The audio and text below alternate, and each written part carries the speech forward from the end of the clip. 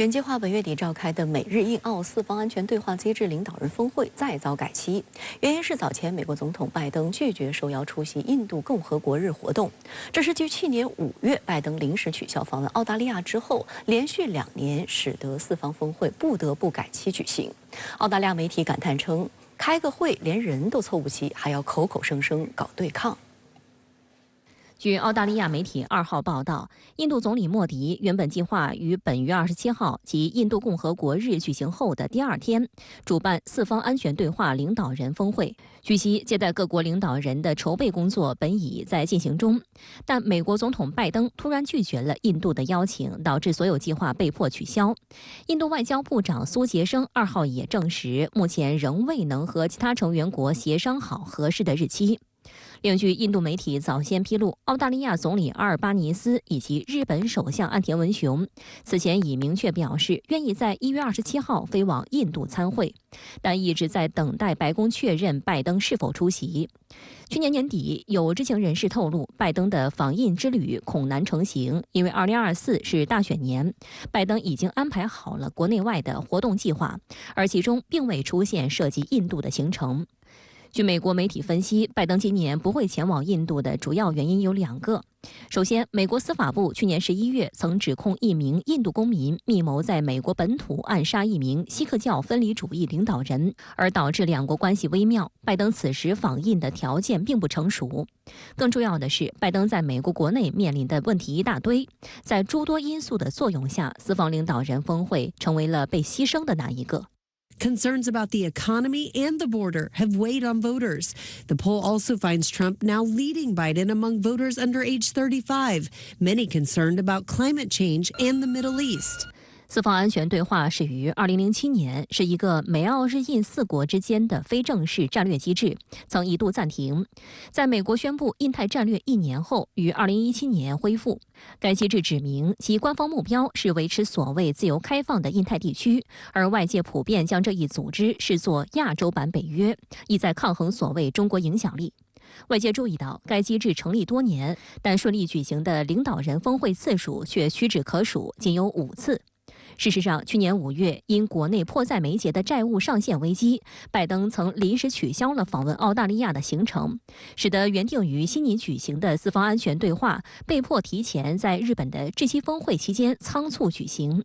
曾有美媒指出，该机制的重点一直无法确定，各方的阐述也不尽相同，身份在联盟、组织、对话机制和倡议之间摇摆不定，看起来更像是一个松散的伙伴关系。 悉尼先驱晨报2号发表题为《人员不整，四方峰会连续2年存疑》的文章称，美国政府力图通过这一机制与中国争夺在所谓印太地区的影响力，但在拜登政府如此频繁的随意改期、搁置会议后，正在不断减弱这一战略对话机制的严肃性，也令这个小集团对抗中国的能力再次面临质疑。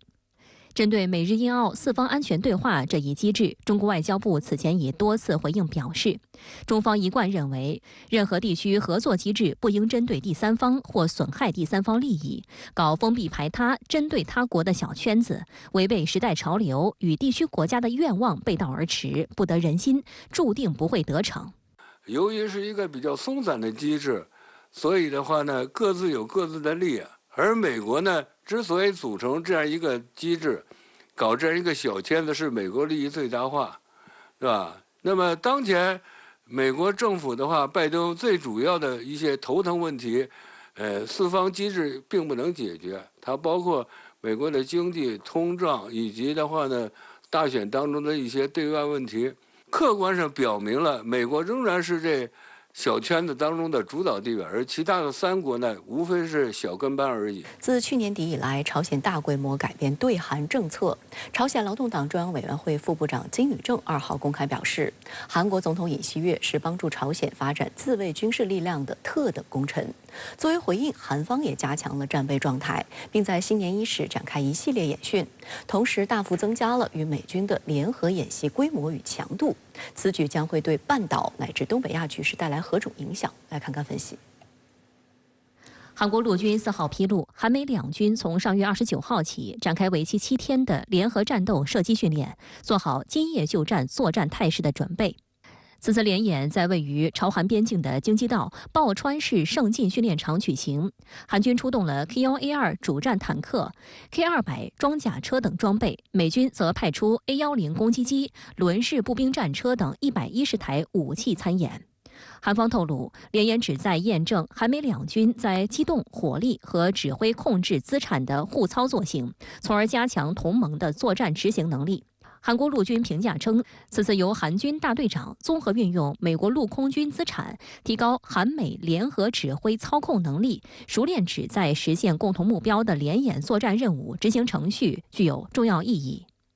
深圳卫视注意到，美国一个专门报道朝鲜新闻和提供朝鲜局势分析的网站 NK News 披露了更多相关动态。在此次的韩美跨年联演中，被称为雷霆式的韩国机械化步兵师与美军组成联合作战部队，美军第604空中支援作战中队也参与其中。担任营长的美国陆军中校特拉维斯·斯特尔福克斯表示，韩美关系正在发生变化。新加坡联合早报的报道则称，去年朝鲜半岛紧张局势升级，随着平壤测试远程弹道导弹和旨在打击韩国和太平洋目标的战术武器，韩国和美国也大幅增加了联合演习的规模与强度。朝韩形成了一种为了相互确保自己的安全而去威慑对方的这样一个形式。我们可以看到，其实双方其实都是在利用对方的一种国防建设来加强自己进行国防建设的一个正当性。根本的出路还是在于能不能建构起一个兼顾各方安全的朝鲜半岛和平机制。就在本次的韩美实弹演习举行之际，朝鲜劳动党中央委员会副部长金宇正2号发表致大韩民国总统的新年信的谈话，指韩美延伸威慑机制构建的悖论，正说明朝鲜加速发展更强大核战斗力是完全合理合法的。金宇正表示，尹总统将朝鲜政府界定为应消灭的主敌，得益于此，我方最终明确谁才是真正的敌人。他还讥讽道，尹总统是帮助朝鲜发展自卫军事力量的特等功臣。去年底，在朝鲜劳动党中央委员会全会上，朝鲜国务委员会委员长金正恩将韩朝关系定性为敌对关系，并要求要加快准备平定南朝鲜全境的大变革。尹锡悦就此在元旦发表新年致辞时表示，上半年将完成升级的韩美延伸威慑机制构建工作，从源头上消除朝鲜核岛威胁。韩国统一部4号研判到，朝鲜从去年开始企图分裂韩国社会，干涉韩国内政，以此影响定于4月的韩国国会议员选举。韩方敦促朝鲜停止相关行为。韩国国防部也反驳了金宇正的说法，并称韩军将保持高度戒备态势，将立刻强力彻底反制朝方任何形式的挑衅。中国国际问题研究院亚太研究所助理研究员李民对深圳卫视分析，金宇正的相关表态用反讽的口吻，更具杀伤力和批判性，也明确了目前半岛形势的责任方，同时也是一种公共外交的手段，加深韩国民众对尹锡悦的外交政策的质疑。以往朝鲜这边金宇正这个对韩发话的时候，通常是以比较激烈的言辞去批评尹锡悦政府但是这次呢，他换了一种画风，就是用反讽的这样一个表述去批评尹锡悦。我觉得这个话术的变化，其实相比于那种单纯的批评而言，对于韩国国内的民众更有影响力。他通过这种反讽来明确的表示，目前朝鲜不断的加强这种国防能力的建设，其实都是拜尹锡悦政府所赐。其实是一种明确这个责任的一种方式。观察指，金宇正的言论是朝鲜近日大规模改变对韩政策的最新体现。2023年底闭幕的劳动党8届9中全会上，金正恩提出，北南关系再也不是同族关系、同志关系，而是完全固定为敌对的2个国家关系，战争中的2个交战国关系。随后，为贯彻这一最新指示，2024年新年第1天，朝鲜外务相崔善基便同相关部门工作人员举行了协议会。劳动党中央统一战线部部长李善权等参加了会议。外界注意到会议报道中，朝中社依然按照惯例将李善权等称为对南关系部门工作人员，但报道大标题已将他们明确为对敌部门工作人员。韩媒也在报道中关注到这个细节，并分析称，此举折射出负责对韩心理战和统一工作的统一战线部地位有所降低。与此同时，韩联社4号还发现，对韩宣传媒体由我们民族自己官网删除统一由我们民族自己实现栏目，用朝鲜语大词典栏目取而代之。